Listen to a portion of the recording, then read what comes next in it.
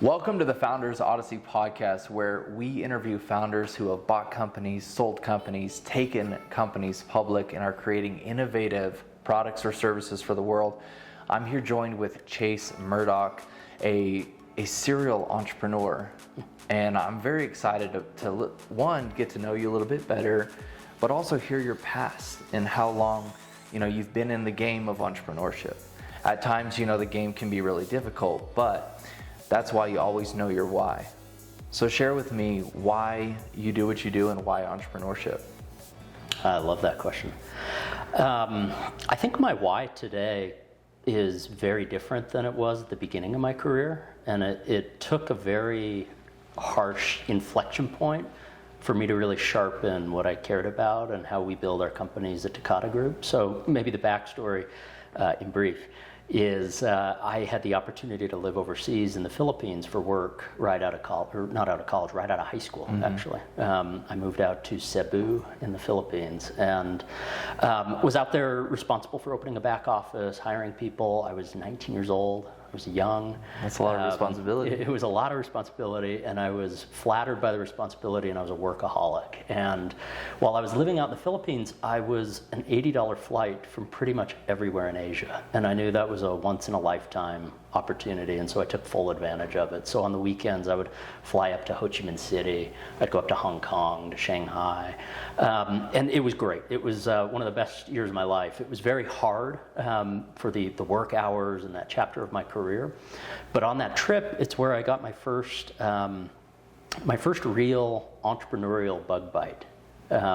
You can't go out to Asia without buying a custom suit if you're a guy, especially if you go to Thailand.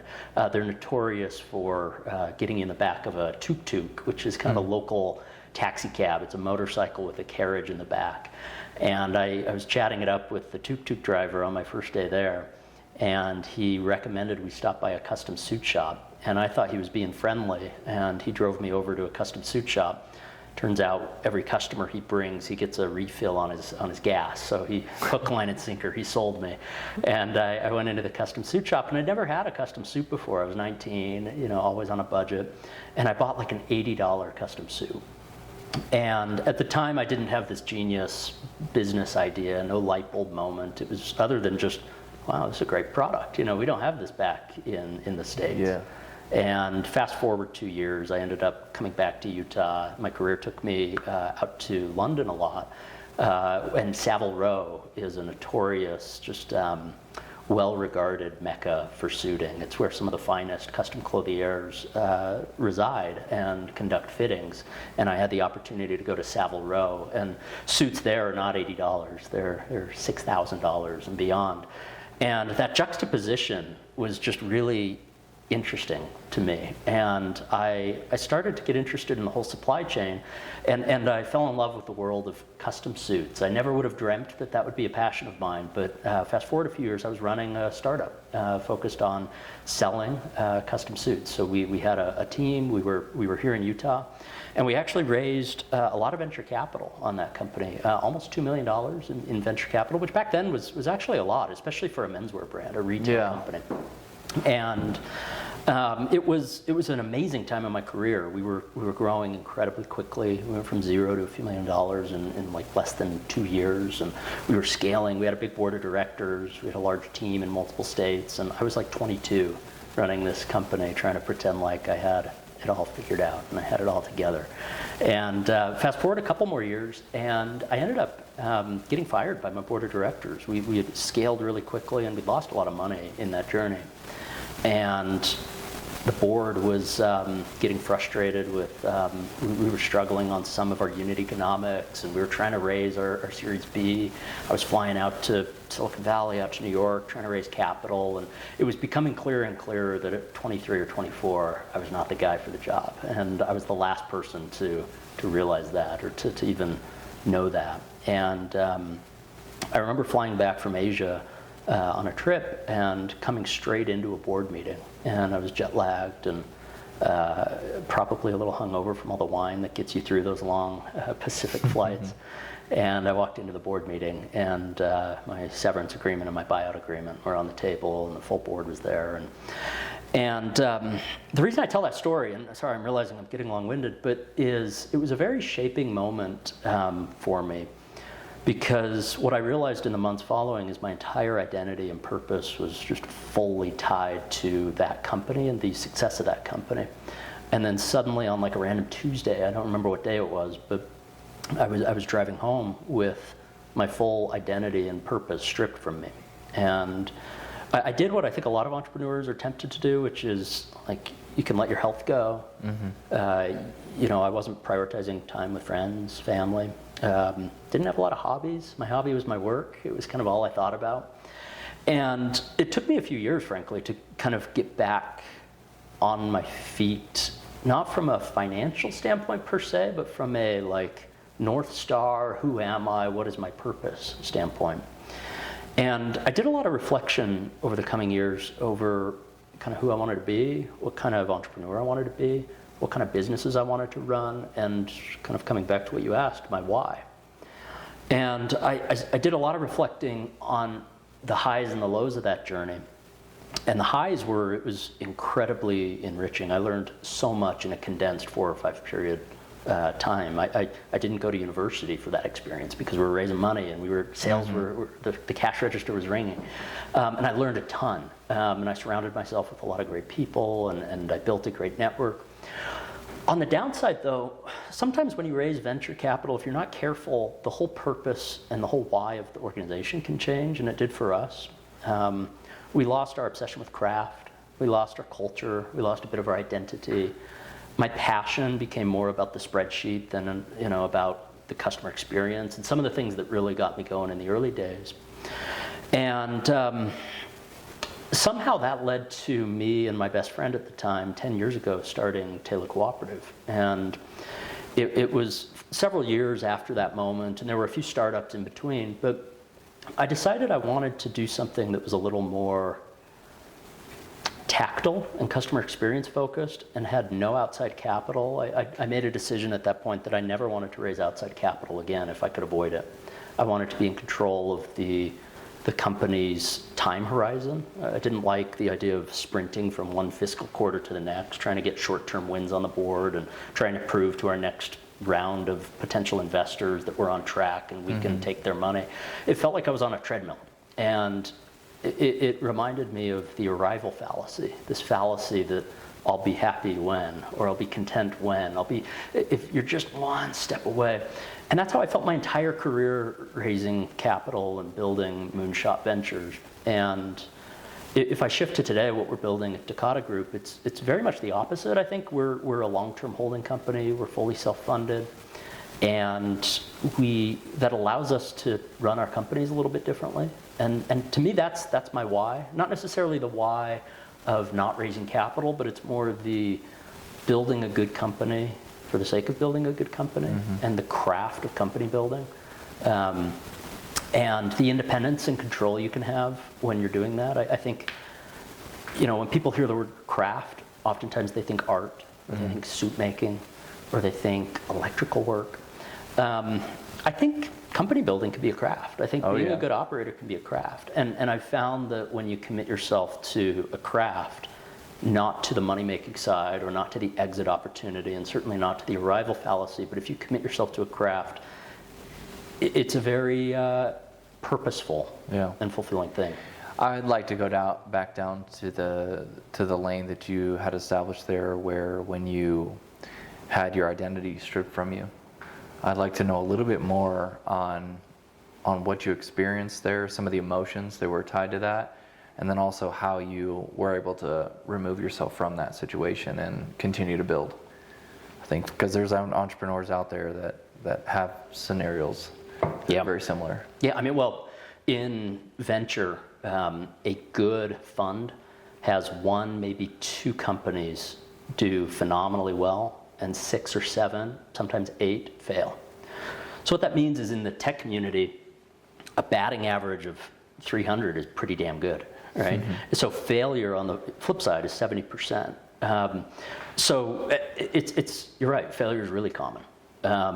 And even outside of tech, where maybe the pressure is a little higher, most companies do fail by the time they get into their second year. At the time, though, it didn't feel common. It felt actually deeply personal. It felt there was a lot of shame around it, guilt. I felt like I had let myself down. I'd let my team down. I'd let my investors down. I felt like I'd let a lot of expectations down too.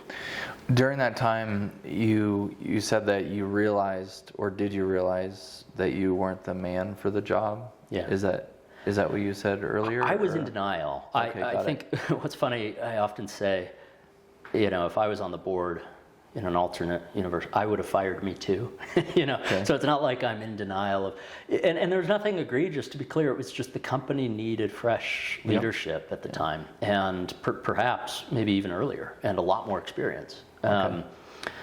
And so, and we see that today. It's a full other topic we can get into later if we want, but the leadership and having the right leadership, stewarding and managing a company is like one of the biggest levers of success or failure. And you fortunately or unfortunately, the reality is as you're scaling a company, especially as it's growing quickly, you go through many evolutions on that journey, many chapters. And sometimes a really great leader in chapters 1 and 2 isn't the right leader for chapters 2 and 3, and so on and so forth. And they're just very different skill sets. Yeah. So I would ask, and then also for those out there, share with us how you would decipher whether you're the right person for the job at that time, and how do you typically do that now when you're hiring people for your holdings company and then also the other companies that you're managing? Yeah. How do you decipher without being, I guess, super personal about it? You know what I mean? Yeah. I had a mentor once say something kind of funny and a little quippy, which is like, how do you hire someone who is a good fit for the role? Well, you hire someone who's done it before. You hire someone who has experience doing that. And that's not always the case. Actually sometimes an inexperienced, scrappy, like willing to put it all on the cord and work their tail off can be the right fit. I think you have to look at what stage of company you're at and really what moves the needle on succeeding. Sometimes that's a founder that's very product focused. Sometimes it's a founder that's very good at go-to-market and knows how to really run a sales and marketing team. I think the overwhelming thing I tend to see is, does the leader hire great people and have the ability to hire great people, unafraid of them being maybe more experienced or sharper than them in a certain area of the business? Because at the end of the day, a company leader's role is not to run the whole company. It's to articulate the vision, to recruit and retain really great people and keep cash in the bank. And recruiting and retaining really great people is probably the most important aspect of that, because if you have the right people and you have a decent product, cash will be in the bank, and the vision you can iterate on as you go. And so I think a really good leader is someone who, and this is what we look for in the companies that we run when we're hiring operators, someone who's really high EQ, really humble, really self-aware. And one of the skill sets that's kind of hard to describe, but I put it this way, I found to be really important, which is, especially in small business, when you're running a company, there's 400 things you could work on at any given point in time. Your task list is always forever long. It never won't be. And learning of the 400 things you could work on, which 3 to say yes to and which 397 to say no to, is perhaps the most important skill for an operator or a senior leader to have, because it's very easy to go get tempted into working on something over here, or something that you're naturally good at, or something that's fun to work at. And the hard part is figuring out, of all the things that you could go work on, what are the things that actually move the needle. And a really good CEO is good at doing that and good at changing it when the rules change and those 3 need to adjust. So what do you do as far as setting out those goals, and then how do you work your way backwards from them? Do you have an approach that's very strategic in the goal setting for you as well as for your company? Well, so with Decata Group, we're a diversified holding company. So we are in the business of acquiring and then permanently owning and stewarding small businesses here in Utah. So we have 5 different companies. Each of them are independently run by people that we hire and ask to oversee and steward the companies. And we act almost as a hands-on advisory board. We're a thought partner. We're there to make sure that the right things are getting done. We're there to support our leaders. We're sometimes a shoulder to cry on or a therapist on speed dial. Our job is to make sure that the right people are working on the right things inside our companies. And so, how we set strategy and do planning. We do a lot of offsite strategy work toward the end of a year, where we reflect on the previous year and set goals for the next year and the coming years. A lot of those conversations can be teased out over creating a budget. And because to create a budget, you have to figure out what matters, what are you trying to do, how do we accomplish it, how much does it cost? And so we try to work on strategy about once a year. I found that more frequent than that, and especially in more mature companies, which is where we operate, any more frequent than annual, you can be moving the rudder too much. And any less frequent than annual, sometimes you can get lost in the forest. And so it's important to step off the field from time to time, look down on the business and evaluate. We set goals, we set targets, we incentivize our leaders on targets. We make sure that incentives are aligned all the way from the holding company down to the ground floor. And we try to ensure those incentives are aligned around the right goals. And there's a famous quote that I quote a lot from Warren Buffett's number 2, Charlie Munger, who says, "Show me the incentive and I'll show you the outcome." And the point he's making in that is incentives are probably the largest driver of how a company operates and what happens within a company than almost any other factor. And so if you're really thoughtful upstream about figuring out what those incentives are, it solves for a lot of things downstream, is something that we've found. So you're in a position of now managing a holdings company where, of course, there are other brands that are underneath it. What sparked your interest to start shifting your focus on the more managerial of a company that runs companies?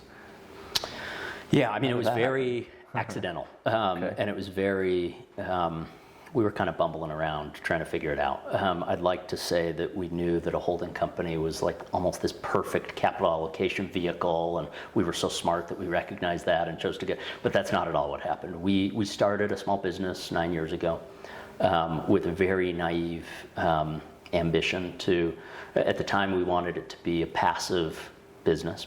There's very few passive small businesses out there, I'll tell you that. We wanted to hire a general manager out of the gates, and we kind of figured that if we had a small company that was sending cash flow out to me, and at the time my best friend and current partner, Adam, if it was sending cash out to us, it would give us a financial runway to go work on these larger tech moonshot ventures that we thought we wanted to spend our career working on. And this would be our unfair advantage, this small business. Even if it was $4,000 a month, $6,000 a month, it would give us almost a permanent runway to go get to product market fit and not have to raise capital, or at least not have to raise capital too early. And that was the naive ambition at the time. So we started Taylor Cooperative, brick and mortar retailer, luxury shop. And 18 months later, we were doing $1 million a year top line. It was profitable every single month. And even more surprising than that, we were just thoroughly enjoying it. It felt very tactile. It felt very tangible, building a small business. Instead of in the venture community and in tech, to me it felt like we were pivoting the entire company every 2 quarters. And it felt like we weren't building something like meaningful. We were building meaningful things, but it wasn't something that the community knew about or cared about. We were trying to go build, fun technology to help with, like banking integrations, and that's important, but it doesn't feel as tactile as a small business product sometimes can. And so we fell in love with it. And fast forward a few years, we felt like we had a playbook that was really working, and we felt like that playbook was larger than that one company. And that's when we acquired our second company in a very different industry, in fine art. It's a fine art studio in South Salt Lake called Workshop SLC. And it was a small business, like very small, and the founder had a number of other interests, and this business was very low on her priority list. And so it just wasn't getting the energy breathed into it that I think it deserved, and that's why she sold it. and we came in and we 4 or 5x'd it in the first year, and we 4 or 5x'd it again in the second year, and we had a hell of a time doing it, and it was a blast. And there were a lot of things that carried over from company 1 to company 2, and there were a lot of things that did not carry over from company 1 to company 2. So we learned a ton, and it validated a lot of assumptions, and it proved wrong a lot of assumptions that we then kind of tweaked. And I joke that at that point we got cocky, and we acquired a construction company. That's the office we're sitting in here today, because naturally suits and fine arts progress really well into the trades and into construction. So we acquired a construction company, and again, a lot of things to learn. What we liked about construction is, in the state of Utah at least, tremendous amount of population growth, a lot of demand, kind of a low bar to clear for. I hear people say a lot, like, to run a good construction company, you just have to pick up the phone and show up on time. Yeah. And to one extent, that is true. Turns out it's a lot harder than that, but there is an element of truth to that. But also, what we really liked was this idea of leveraging Built by Design, our construction company, to gain a closer proximity to the trades, so that we could acquire plumbing, electrical, HVAC. We viewed that industry as something very durable, something very recession resilient or resistant. And we liked the idea of having a bit of diversity in our portfolio. And I think that was roughly the time we started using the word holding company.